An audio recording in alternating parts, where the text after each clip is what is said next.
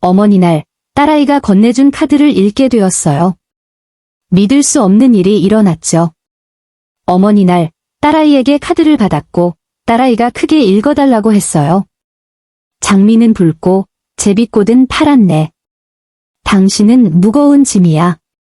아무도 당신을 여기 원치 않아. 모두가 저를 비웃었어요. 제 이름은 은혜이고 74살이에요. 그건 제 인생 최악의 굴욕이었어요. 일요일 아침이었어요. 거실 창문으로 햇살이 쏟아져 들어올 때 저는 딸 다헨의 집에 도착해서 제 날을 축하하려 했죠. 가장 좋아하는 초록색 원피스를 입고 있었는데 그 옷은 항상 저를 우아하게 느끼게 해줬어요. 손주들을 위해 싱싱한 꽃과 달콤한 간식도 가져갔죠. 은혜 할머니, 작은 아이가 소리치며 저에게 달려왔어요. 아이들의 포옹은 제 마음을 기쁨으로 채웠죠. 잠시 동안 모든 것이 완벽해 보였어요. 사위 민준이는 건조하고 짧은 고개 끄덕임으로 겨우 저를 맞이했어요. 다혜는 눈웃음 없는 미소를 지으며 부엌에서 나왔어요. 엄마, 와주셔서 정말 기뻐요. 특별한 지가 있어요. 저는 소파에 앉았고 가족들이 저를 둘러쌌어요. 손주들은 기대감에 차서 제 발치에 앉았죠. 다혜는 가방에서 분홍색 카드를 꺼내 제게 건넸어요. 엄마, 우리 모두가 드리는 거예요. 모두가 들을 수 있게 큰 소리로 읽어주세요. 봉투를 열자 제 손이 살짝 떨렸어요. 카드에는 아이들이 그린 작은 꽃 그림들이 있었죠. 얼마나 사랑스러워라고 생각했어요. 저는 맑고 신나는 목소리로 읽기 시작했어요. 장미는 붉고 제비꽃은? 제 목소리가 갈라졌어요. 다음 단어들은 주먹처럼 저를 강타했어요. 당신은 무거운 짐이야. 아무도 당신을 여기 원치 않아. 당신의 시간은 지났어. 이제 가야 할 때야. 서명은 더 이상 당신을 참을 수 없는 당신의 가족으로부터 였어요. 3초 동안 침묵이 귀청을 찢는 듯했어요. 그러다 민준이가 잔인하고 비웃는 듯한 웃음을 터뜨렸어요. 다혜는 입을 가렸지만 그녀도 웃고 있다는 것을 알 수 있었어요. 아이들조차 완전히 이해하지 못했지만 어른들이 웃으니 덩달아 낄낄거렸어요. 엄마 얼굴 봤어요. 다혜가 웃음 사이로 말했어요. 엄마는 자기 얼굴을 봤어야 했는데. 민준 씨, 사진 찍었어요. 제 심장은 산산조각 났어요. 주름진 뺨으로 눈물이 흘러내리기 시작했어요. 카드는 떨리는 제 손에서 바닥으로 떨어졌어요. 그냥 농담이에요. 엄마, 다혜가 계속 말했지만 그녀의 목소리에는 후회라곤 찾아볼 수 없었어요. 너무 심각하게 받아들이지 마세요. 엄마는 항상 너무 극적이에요. 민준이가 다가와 바닥에 떨어진 카드를 주었어요. 네, 은혜씨, 그냥 장난친 거예요. 하지만, 아시겠지만. 그는 불편하게 말을 멈췄어요. 요즘 너무 자주 오시는 것 같아요. 다른 선택지를 고려해 보셔야 할 것 같아요. 다른 선택지요? 제 목소리가 떨렸어요. 글쎄요, 엄마, 다혜가 제 앞에 앉으며 말했어요. 엄마 나이 또래 분들을 위한 정말 좋은 실버타운들이 있어요. 엄마 같은 분들과 함께 지낼 수 있는 곳이요. 엄마가 더 편안하실 거예요. 실버타운이라는 단어가 제 머릿속에서 사형 선고처럼 울렸어요. 제 자식들이 저를 낡은 고물처럼 없애버리고 싶어 하는구나. 하지만. 제 목소리는 거의 속삭임이었어요. 어머니 나를 축하하러 온 거라고 생각했는데. 엄마는 맞아요. 민준이가 거만한 어조로 끼어들었어요. 그냥 현실적이어야 할 때예요. 엄마는 더 이상 젊지 않아요. 특별한 보살핌이 필요하고 저희는 저희 삶이 있어요. 손주들은 혼란스러운 표정으로 저를 바라봤어요. 겨우 8살 된 큰 아이가 다가와 제 손을 잡았어요. 할머니, 왜 울어요? 제가 대답하기도 전에 다혜가 아이를 끌어당겼어요. 이리 와, 얘야. 할머니는 괜찮아. 그냥 감성적인 거야? 저는 제 인생에서 한 번도 느껴본 적 없는 외로움을 느끼며 그곳에 앉아 있었어요. 어머니 날을 축하해야 할 날, 제 딸아이는 저를 공개적으로 모욕하며 가족의 잔인한 농담거리로 만들었어요. 저는 천천히 일어났고 다리가 후들거렸어요. 저 이제 가봐야겠어요. 네, 엄마, 다혜는 작별 인사를 하러 일어서지도 않았어요. 나중에 전화할게요. 저는 남은 품위를 지키며 문으로 걸어갔지만 제 안의 세상은 완전히 무너져 내렸어요. 그날 밤 텅 빈 집에서 저는 더 이상 눈물이 나지 않을 때까지 울었어요. 하지만 제 안에 무언가가 변했더군요. 굴욕감은 몇 년 동안 잠들어 있던 무언가를 깨웠어요. 이제 제 가족이 은혜가 정말 어떤 사람이었는지 진실을 알 때였어요. 다음 날 저는 그들 모두를 차단했어요. 하지만 먼저 제가 어떻게 이렇게 고통스러운 순간에 이르게 되었는지 기억해야 했어요. 저는 제가 가장 좋아하는 안락의자에 앉았어요.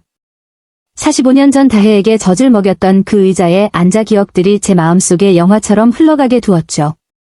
모든 것은 제가 29살 때 시작되었어요. 다혜 아버지는 다혜가 3살 때 우리를 버렸어요.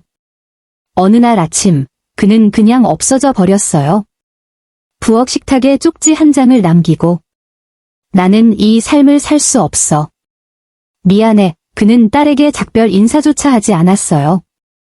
그날 밤 울면서 아빠를 찾는 다혜를 안고 있었던 기억이 나요.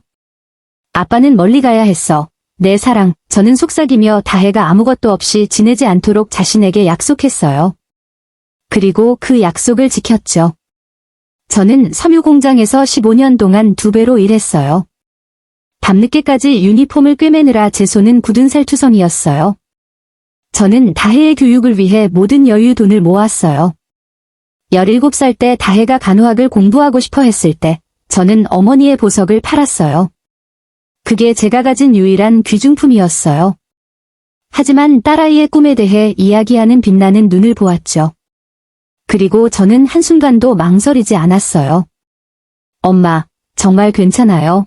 그녀는 그날 저에게 물었고 저는 완전히 확신했어요. 내 사랑, 너의 교육이 가장 중요해. 그녀가 5년 동안 대학에 다니는 동안 저는 주말에 사무실 청소를 했어요. 허리가 망가진 채로 집에 돌아왔죠. 하지만 다혜가 식탁에서 공부하는 모습을 보면 모든 고생이 같이 있었어요. 그녀의 졸업식 날, 저는 자랑스러움에 울었어요. 엄마, 해냈어요. 그녀는 저를 꼭 껴안으며 말했어요. 엄마 없이는 불가능했을 거예요. 나중에 그녀는 민준이를 만났어요. 처음에는 그를 좋아했어요. 그는 예의 바르고 성실했으며 진심으로 다혜를 사랑하는 것 같았어요. 그들이 결혼했을 때 저는 결혼식 비용의 절반을 지불했어요. 몇 년 동안 모아온 1200만 원이었죠. 하지만 제 딸이 꿈꾸던 결혼식을 하길 바랐어요. 혹시 당신도 은혜 씨처럼 주는 사랑만큼 돌려받지 못하고 있나요? 당신의 헌신과 희생이 당연시되고 있지는 않은가요? 더 이상 타인의 불성실함에 당신의 빛나는 삶을 내어주지 마세요. 당신의 가치를 알아보지 못하는 관계는 과감히 정리하고 진정한 자유와 행복을 찾아 나설 시간입니다. 이 이야기가 당신에게 용기를 주었다면 지금 바로 구독 버튼을 눌러 당신의 삶을 변화시킬 다음 이야기도 함께 해주세요. 당신의 소중한 삶을 응원합니다. 엄마, 이건 너무 과해요. 제가 수표를 건네자 다혜가 말했어요. 무슨 소리니? 제가 웃으며 말했어요. 내 인생에서 가장 중요한 날이야? 넌 그럴 자격이 있어. 그들이 첫 집을 샀을 때 저는 계약금으로 2,500만 원을 주었어요. 그게 제가 모아둔 전부였지만 새 집에서 행복해하는 그들을 보는 것이 저를 만족감으로 채웠어요. 그러고 나서 손주들이 태어났죠. 제 삶의 빛이 된 2명의 아름다운 아기들이요. 다혜가 출산 휴가에서 복구했을 때 저는 그들의 무료 베이비시터가 되었어요. 3년 동안 매일 아침 6시에 6블록을 걸어 그들의 집으로 갔어요.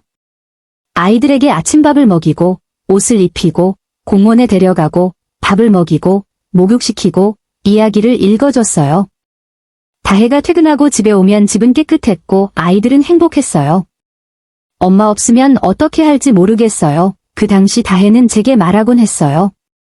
엄마는 천사예요. 하지만 점차 무언가가 변했어요. 감사의 말은 줄어들었죠. 아이들에 대한 제 의견은 간섭으로 여겨지기 시작했어요. 막내가 계속 기침을 해서 소아과에 가봐야 한다고 제안했을 때 민준이가 제게 말했어요. 은혜 씨, 여기서 부모는 우리예요. 그들이 처음 저에게 그렇게 말했을 때 저는 조용히 있었어요. 제가 너무 참견이 많았을 수도 있다고 생각했죠. 그러다 미묘한 말들이 시작되었어요. 엄마, 예전처럼 아이들을 돌볼 에너지가 없으신 것 같아요. 은혜 씨, 아이들 비타민을 또 헷갈리신 것 같아요. 집에서 더 쉬셔야 할 것 같아요. 하지만 저는 매일 계속 갔어요. 계속 도왔죠. 계속 제 모든 것을 바쳤어요. 2년 전 민준이가 직장을 잃었을 때 저는 그들이 집을 잃지 않도록 한 달에 50만 원씩 주기 시작했어요. 잠시뿐이에요. 그들은 말했어요. 민준 씨가 더 좋은 직장을 찾을 때까지만요. 민준이는 6개월 후에 새 직장을 찾았지만 그들은 제게 돈을 보내는 것을 멈추라고 말하지 않았어요. 그들은 마치 그것이 당연한 권리인 양 계속 받았죠. 아이들이 학교에 필요한 새 컴퓨터가 필요할 때 저는 묻지도 않고 200만 원을 지불했어요. 다혜의 차가 고장 났을 때 저는 수리비로 400만 원을 주었어요. 그들이 부엌을 개조하고 싶어 했을 때 저는 800만 원을 기부했어요. 점차 저는 말 없는 조력자가 되었어요. 항상 그들의 재정 문제를 해결해주는 사람이었지만 더 이상 중요한 가족 결정에 초대받지 못했죠. 1년 전 다혜는 민준이의 생일을 위해 가족 저녁 식사를 준비했어요. 손주 중 한 명이 그들이 가졌던 비밀 파티에 대해 언급했을 때 우연히 알게 되었어요. 왜 저를 초대하지 않았니? 저는 다혜에게 전화로 물었어요. 아, 엄마, 정말 작은 모임이었어요. 그냥 저희 넷이서요. 엄마는 지루해하실 거라고 생각했어요. 하지만 저는 소셜미디어에서 사진을 봤어요. 20명이나 되는 사람들이 있었고 제가 잘 아는 민준이의 친척들이었어요. 저만 빼고 모두 초대되었더군요. 그날 밤 저는 소리 없이 울었어요. 하지만 실수였을 거야라고 스스로에게 말했죠. 실수는 일상이 되었어요. 그들은 제 생일에 전화하는 것을 잊었어요. 우리의 점심 약속은 취소되었죠. 제가 예고 없이 나타나면 그들은 항상 제가 방해해서 짜증나는 듯 했어요. 하지만 마지막 한 방은 3개월 전에 찾아왔어요. 제가 저녁 식사를 돕기 위해 그들의 집에 있었을 때 저는 민준이가 베란다에서 전화 통화하는 것을 우연히 들었어요. 네, 장모님이 혼자 사세요. 점점 의존적이 되어 가세요. 아니, 아프신 건 아니지만 그 나이 때는 다 아시잖아요. 네, 그녀를 적절한 장소로 옮길 옵션을 찾고 있어요. 저는 문 뒤에서 얼어붙었어요. 제 사위가 저를 낡은 가구처럼 없애버릴 계획을 하고 있었던 거예요. 그날 밤, 저는 잠을 잘 수 없었어요. 제 평생, 제 모든 돈, 제 모든 사랑을 이 가족에게 바쳤는데 이제 저는 그들이 없애고 싶어하는 장애물일 뿐이었어요. 하지만 그들은 저에 대해 아주 중요한 사실을 몰랐어요. 수십 년 동안 제가 비밀로 지켜왔던 사실을요. 제 어머니는 돌아가시기 전에 바하마 나소에 있는 가족 소유의 부동산에 대해 제게 말씀해 주셨어요. 제가 70살이 되었을 때 상속받은 해변 콘도였죠. 수십 년 동안 임대되어 왔어요. 돈은 제가 한 번도 건드리지 않은 계좌에 쌓여 있었죠. 저는 또한 자식 없이 죽어서 모든 것을 제게 남긴 고모 수키에게 물려받은 유산으로 투자한 것도 있었어요. 채권, 주식, 예금 증서, 제가 소박한 사회보장 수표로 살면서 조용히 불어난 돈이었죠. 총 4억 원 가까이 있었는데 제 가족은 아무것도 몰랐어요. 그들은 제가 정부 보조금으로 사는 가난한 노인이라고 생각했어요. 그들은 제가 필요해서가 아니라 사랑 때문에 몇 년 동안 그들의 편안한 삶을 디스크리트하게 지원해왔다는 것을 몰랐어요. 하지만 어머니 날의 굴욕 이후 제 안에 무언가가 영원히 부서졌어요. 이제 그들이 은혜의 진정한 가치를 알 때였죠. 그 잔인한 카드는 저에게 각성제였어요. 저는 어머니 날 밤새도록 떨리는 손으로 그 카드를 들고 있었어요. 그 단어들이 계속 제 머릿속에 울려 퍼졌어요. 당신은 무거운 짐이야. 아무도 당신을 여기 원치 않아. 하지만 제 뺨에 눈물이 마르면서 이상한 일이 일어나기 시작했어요.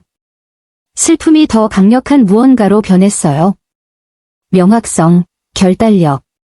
수십 년 만에 처음으로 저는 제 상황을 완전히 정직하게 보았어요. 저는 짐이 아니었어요. 제가 그들을 지탱하고 있는 사람이었어요. 저는 천천히 일어나 침실로 갔어요. 저는 몇 달 동안 열어보지 않았던 서랍장 안에 나무 상자를 꺼냈어요. 그 안에는 저의 모든 중요한 서류들, 은행 명세서, 등기, 투자 증서들이 들어 있었어요. 서류들을 훑어보면서 저는 숨막히는 계산을 했어요. 지난 5년 동안 저는 다혜와 민준이에게 정확히 6,700만 원을 주었어요. 6,700만 원을 그들은 마치 당연한 권리인 양 받았고, 그러면서도 저를 점점 더 나쁘게 대했어요. 그들 집의 계약금 2,500만 원. 결혼식 1,200만 원. 2년 동안의 월별 지원 1,200만 원. 아이들 컴퓨터 200만 원. 차 수리비 400만 원, 부엌 개조 800만 원, 그리고 수백 가지의 소액 비용이 추가되어 400만 원 더. 한편, 저는 여전히 같은 소박한 집에 살고 있었고, 일요일마다 같은 초록색 원피스를 입고 있었고, 기름값을 아끼기 위해 걸어서 식료품점에 갔어요. 하지만 그게 가장 아픈 부분은 아니었어요. 정말 제 마음을 아프게 한 것은 저를 대하는 그들의 태도가 어떻게 변했는지 기억하는 것이었어요. 저는 6개월 전 큰 손주의 생일을 기억했어요. 저는 항상 그랬듯이 장식을 돕기 위해 일찍 도착했지만 문을 두드리자 민준이가 짜증스러운 표정으로 문을 열었어요. 은혜 씨, 파티는 3시부터예요. 왜 이렇게 일찍 오셨어요? 준비를 도울 수 있을 거라고 생각했어요. 저는 웃으며 말했어요. 도움이 필요 없어요. 다혜가 모든 것을 관리하고 있어요. 그 뒤로 저는 그의 어머니인 미영 씨가 거실에 풍선을 걸고 있는 것을 봤어요. 그녀는 돕기 위해 초대되었더군요. 저는 환영받지 못하는 손님처럼 대우받았어요. 3시까지 밖에서 기다릴 수 있어요. 저는 굴욕감을 느끼며 중얼거렸어요. 엄마, 호들갑 떨지 마세요. 다혜가 앞치마로 손을 닦으며 부엌에서 나타났어요. 있어도 되지만 부엌에는 오지 마세요. 엄마는 레시피를 헷갈리잖아요. 내가 레시피를 헷갈린다고? 수십 년 동안 그 가족을 위해 요리해온 나를? 그날, 저는 제 손주의 파티에서 낯선 사람처럼 베란다 한 구석에 앉아 있었어요. 저는 미영 씨가 음식을 돕는 것을 지켜보았고, 다른 손님들은 그녀가 구운 케이크에 대해 칭찬했어요. 한편, 그 파티 비용의 절반을 지불한 저는 완전히 무시당했어요. 생일 축하 노래를 부를 시간이 되었을 때 모두가 제 손주 주위에 원을 만들었고 저는 뒤쪽에 서 있었어요. 아무도 제가 가족 사진에 없다는 것을 알아차리지 못했어요. 그날 밤늦게 제 손주가 제가 지저분한 접시 몇 개를 디스크리트하게 치우고 있을 때 제게 다가왔어요. 할머니, 오늘 왜 그렇게 조용했어요? 그냥 피곤했어. 내 사랑, 저는 거짓말했어요. 미영 할머니가 할머니는 너무 늙어서 큰 파티에 못 간다고 하셨어요. 아이의 마른 칼처럼 저를 베었어요. 저보다 겨우 3살 어린 미영 씨가 제 손주들에게 제가 너무 늙었다고 말하고 있었던 거예요. 하지만 그 굴욕 이후에도 저는 계속 그들에게 돈을 주었어요. 계속 도왔고 상황이 나아지기를 계속 바랐어요. 얼마나 어리석었는지. 저는 또한 지난 크리스마스를 기억했어요. 저는 모두에게 비싼 선물을 샀어요. 큰 손주에게는 새 자전거, 막내에게는 태블릿, 다혜에게는 프랑스 향수, 민준이가 갖고 싶어 했던 전동 공구. 저는 그 선물에 거의 300만 원을 썼어요. 크리스마스 이브에 저는 아름답게 포장된 선물 꾸러미를 잔뜩 들고 도착했어요. 아이들은 흥분해서 저에게 달려왔지만 다혜는 재빨리 아이들을 불렀어요. 얘들아, 할머니 선물은 다른 선물들과 함께 트리 아래에 두렴. 내일 모두 함께 열자. 제 선물은 그들이 직접 사놓은 선물 더미 속에 파묻혔어요. 선물을 열 시간이었을 때 누가 무엇을 주었는지 아무도 언급하지 않았어요. 아이들은 막연히 모두에게 선물을 고마워했지만 가장 고통스러운 부분은 그 후에 왔어요. 저는 또한 다혜에게 특별한 선물을 가져왔어요. 할머니에게서 물려받은 진주 목걸이였죠. 그것은 귀중하고 가족 역사가 담긴 골동품이었어요. 엄마, 정말 예뻐요. 다혜는 심지어 목에 걸어보지도 않고 말했어요. 하지만 엄마도 아시잖아요. 저는 보석을 많이 안 해요.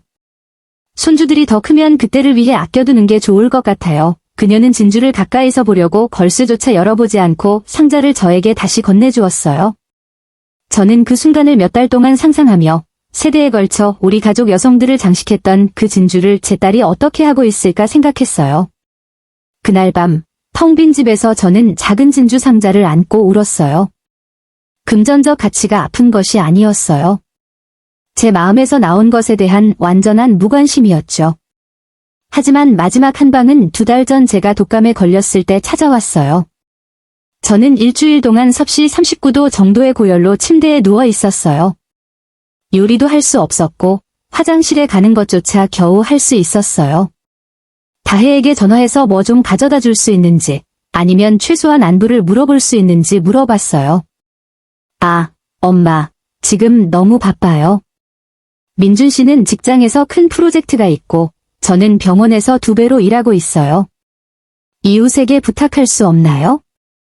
하지만 얘야, 나는 겨우 걸을 수 있어? 엄마, 더 이상 어린애가 아니에요. 스스로를 돌보는 법을 배워야 해요. 감기 걸릴 때마다 저희가 달려갈 수는 없어요. 감기라니. 저는 고열에 시달렸는데 그녀는 그걸 감기라고 불렀어요. 그녀는 전화를 끊었고 일주일 내내 다시 전화하지 않았어요. 제게 수제 수프를 가져다주고 약을 제대로 챙겨 먹는지 확인해준 것은 저의 82세 이웃인 김 여사였어요. 거의 알지도 못하는 여인이 제 친딸보다 저에게 더 많은 관심을 보여주었어요. 제가 마침내 회복하고 가족을 방문하는 일상으로 돌아갔을 때 아무도 제가 어떻게 지냈는지 묻지 않았어요.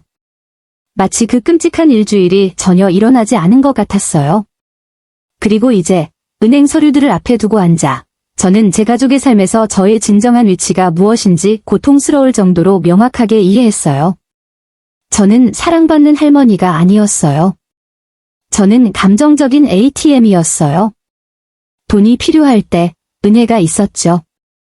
무료 베이비시터가 필요할 때 은혜가 있었죠. 좌절을 위한 희생양이 필요할 때 은혜가 있었죠. 하지만 은혜가 사랑, 보살핌, 존경 또는 병중의 전화 한 통이 필요할 때 은혜는 존재하지 않았어요. 그날 밤 저는 제 인생에서 가장 어려운 결정을 내렸어요. 저는 오래된 노트북을 꺼내 몇 달 만에 처음으로 온라인 뱅킹에 로그인했어요. 몇 가지 중요한 변경 사항을 적용해야 했죠.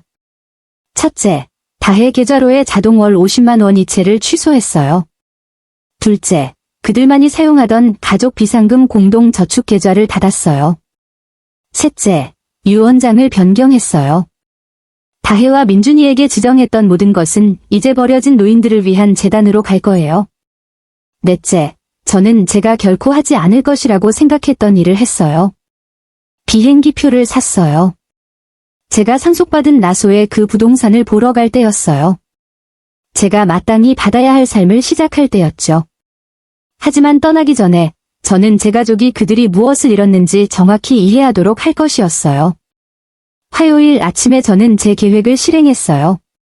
3시간밖에 자지 못했지만 몇 년 만에 처음으로 완전히 깨어있고 완전히 단호함을 느꼈어요. 저는 가장 우아한 회색 정장을 입었어요. 다혜의 대학 졸업식 때 샀지만 거의 입지 않았던 옷이었죠. 조심스럽게 화장을 하고 머리를 세련된 쪽으로 묶었어요. 저는 제가 정말 어떤 강력한 여성인지 보여주고 싶었지. 그들이 생각하는 니디한 노파가 아니었어요. 먼저 은행으로 갔어요. 제 재정고문인 김 팀장님은 제가 그렇게 일찍 온 것을 보고 놀랐어요. 은혜 사모님, 오늘 어떻게 도와드릴까요? 계좌에 몇 가지 중요한 변경 사항을 적용해야 해요. 저는 단호한 목소리로 말했어요. 다음 2시간 동안 저는 제 재정을 완전히 재편성했어요. 다혜 계좌로의 모든 자동 이체를 취소했어요. 3년 전에 개설했던 공동 계좌를 닫았어요. 제 투자금에서 주거래 계좌로 돈을 이체했어요.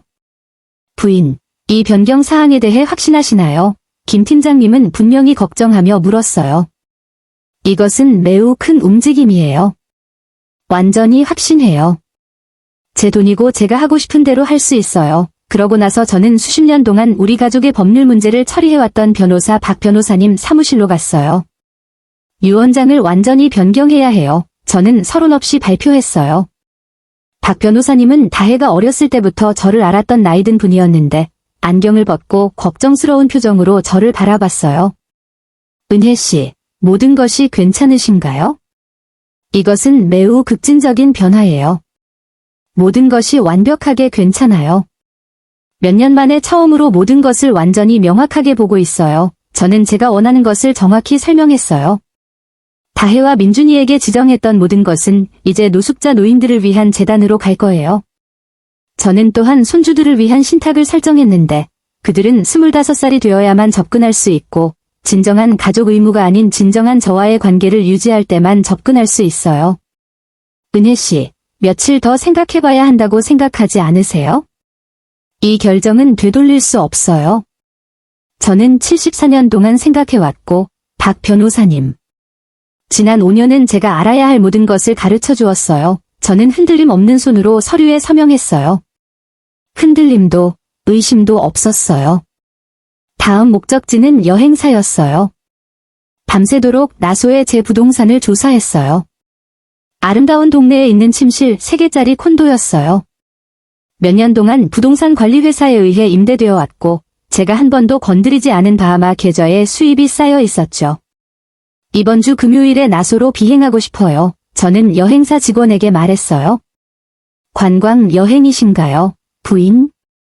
아니요, 해방 여행이에요. 저는 1등석 표를 샀어요. 새 삶을 시작한다면 멋지게 시작할 것이었어요. 하지만 떠나기 전에 한 가지 더 해야 할 일이 있었어요. 편지를 써야 했어요. 정우의 집에 도착해서 책상에 앉았어요. 몇 년 전에 샀지만 사용하지 않았던 우아한 편지지를 꺼냈어요. 가족에게 정확히 무슨 일이 일어났는지 설명할 때였죠. 첫 번째 편지는 다혜를 위한 것이었어요. 사랑하는 딸에게 내가 이 편지를 읽을 때쯤 나는 나소로 가는 길일 거야. 거기서 너는 몰랐던 가족에게서 상속받은 부동산에서 살 거야. 지난 몇 년 동안 너에게 주었던 모든 재정 지원을 끊기로 결정했어. 내가 받았던 월 50만 원은 영구히 취소되었어. 내가 비상시에 사용했던 공동계좌는 폐쇄되었어. 이것을 버리라고 생각하지 말고 내가 오래전에 너에게 가르쳤어야 할 독립심에 대한 교훈으로 받아들이렴. 수십 년 동안 나는 너에게 내가 가진 모든 것을 주었어. 내 시간, 내 돈, 내 에너지, 내 무조건적인 사랑. 하지만 어느 시점에서 너는 나를 축복이 아니라 짐이라고 생각하기 시작했어. 어머니날 카드는 단순히 마지막 한 방이었어.